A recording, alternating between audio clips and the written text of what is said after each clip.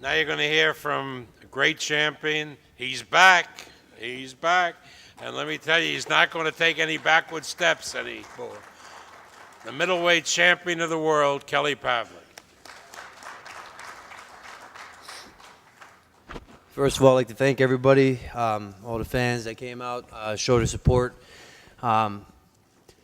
It was a good fight for me. I got back in there. I didn't think there would be that much rust, but there was a little bit, and just a little bit. Take nothing away from Espino, but we started getting better and better. I started feeling a little more comfortable as the fight went on.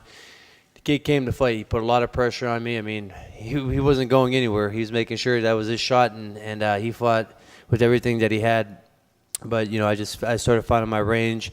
He was blocking a lot of the right hands pretty good. I had no other options besides the overhand right and the uppercuts. But hey, we got the job done, and now that's the kickstart to go into 2010 and take care of all the big names and make that statement again and be back on top. But other than that, I mean, there ain't much to say unless anybody got questions. But thank everybody again. What? Yeah. I don't think it definitely wasn't one of my better performances. I mean, I'll be honest with you on that, but I think with Miguel and the way he fought and how determined he was, I think that, it was a long time since I had a gut check like that, and, we still got that heart and the balls to get in there and take care of business, and, he brought that out in me tonight, and it's there, so we're ready to go. Yeah, we're thinking about the uppercut, but once that bell rings, a lot of that stuff is just hard. You got to find the right timing. I mean, he was coming with a lot of them lead hooks, and what's dangerous is you can't go in there with the straight right hand uppercut all the time because it leaves yourself wide open. And the way he was firing some of them hooks, we don't want to take the chance early on, and get caught in midair with the hook. So I wanted to start finding the timing for it. I was hoping on landing that straight right hand off the hook. The hook in the right hand. I was trying to get the jab established. That didn't even really want to work for me tonight. And then the uppercut on the inside started finding its mark. And, we caught him with a good shot. And I think that after so many rounds, when you start finding the right timing to throw that uppercut, that's when it's there. This was it. Yeah, I'm definitely back. We're not going to have another layoff like that again. The hand tonight held up great. I mean, it's a little tender right now. But it's nothing that ice can't, fix, and we hop right back on therapy, take care of it, and get back in the ring here, and it'll probably take about 3 weeks off and start training again, and and just keep moving forward and stay sharp. It was good, but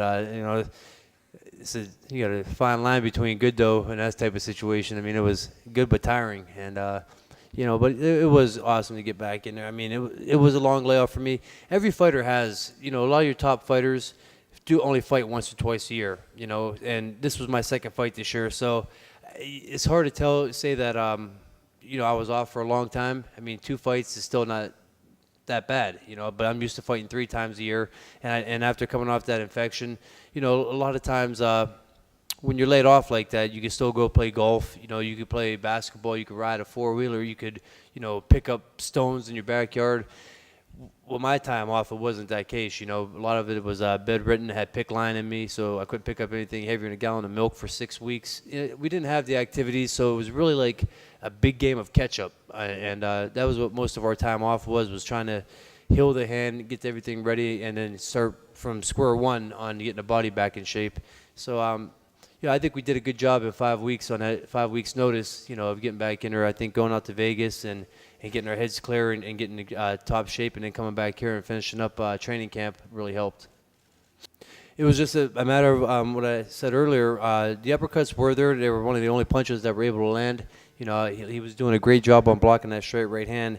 And I think the first one came from I threw a body shot with the right hand, and I just took a little step, and the way he had his hands up on his side, and after I threw that right to the body, after that step, I threw it up underneath the gloves and caught him.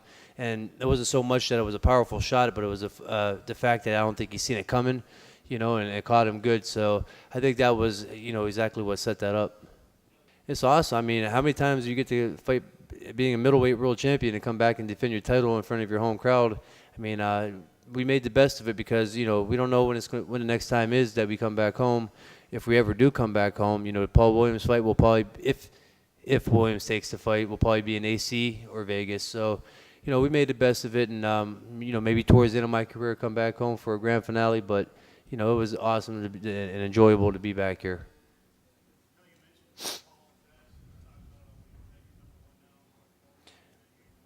Either him or Sturm. If I can't get Williams, I definitely want Sturm. But right now, I think Williams is the better fight. I think that's the fight that the fans want to see. That's the fight that I want, that I wanted since I fought Hopkins. That's the reason why we ended up fighting Hopkins 2 weight classes above, was because the Williams camp pulled out. So we'll see what happens now. But yeah, if we can't get Williams in there, then Felix Sturm is the only other big name at middleweight right now. He still could be available. I mean, we're not looking to fight 20 years like Hopkins did at middleweight. So, super middleweight's obviously the next weight class, and, we'll see what happens with that tournament.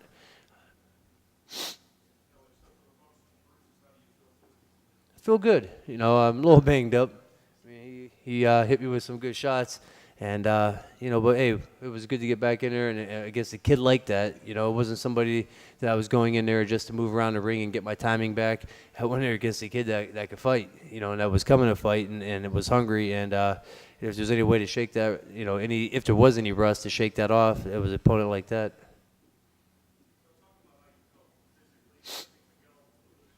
I'm not answering your question.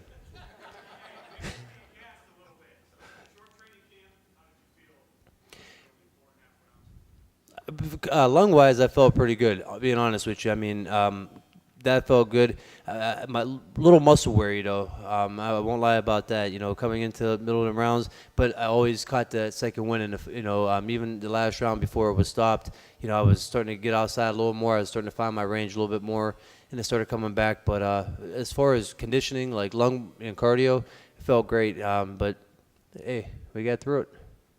I'm Kristal Hart reporting from Youngstown State University, Youngstown, Ohio.